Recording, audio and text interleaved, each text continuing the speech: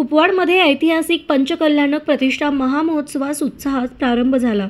मंगलघोष, अभिषेक, शांतीधारा, ध्वजारोहण, मंडप उद्घाटन, कंकण बंधन, कलश स्थापना, वेदी पूजन, अखंड दीप प्रज्वलन, वेदी शुद्धी, मंडप शुद्धी आदी धार्मिक कार्यक्रम पार पडले।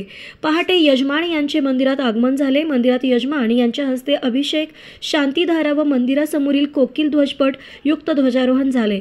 मंदिरापासून हत्ती घोड्यासह भव्य मिरवणुकीची 24 तीर्थकर प्रतिमा घेऊन मंडपाकडे आगमन झाले।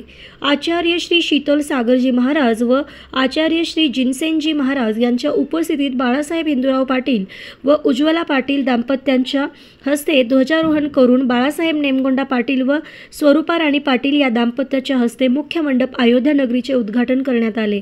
अखंड दीप प्रज्वलन, वेदी उद्घाटन, मंगल कलश स्थापना राजेंद्र अष्टेकर व सुनीता अष्टेकर यांच्या हस्ते पार पडले। पूजेच्या पहिल्या दिवशी मुख्य इंद्राणी अभय पाटील भोसेकर दाम्पत्यांना त्यांच्या निवासस्थानापासून पूजा मंडपापर्यंत संवाद मिरवणुकीने हत्तीवरून आणण्यात आले।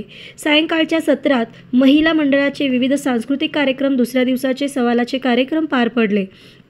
पहिल्या दिवशी कार्यक्रमाची सांगता संगीत आरती, महिलांचे सांस्कृतिक कार्यक्रम व कुलभूषण देशभूषण या नाटिकेने झाले। या महोत्सवास परिसरातील श्रावक श्राविका मोठ्या संख्येने सहभागी झाले होते।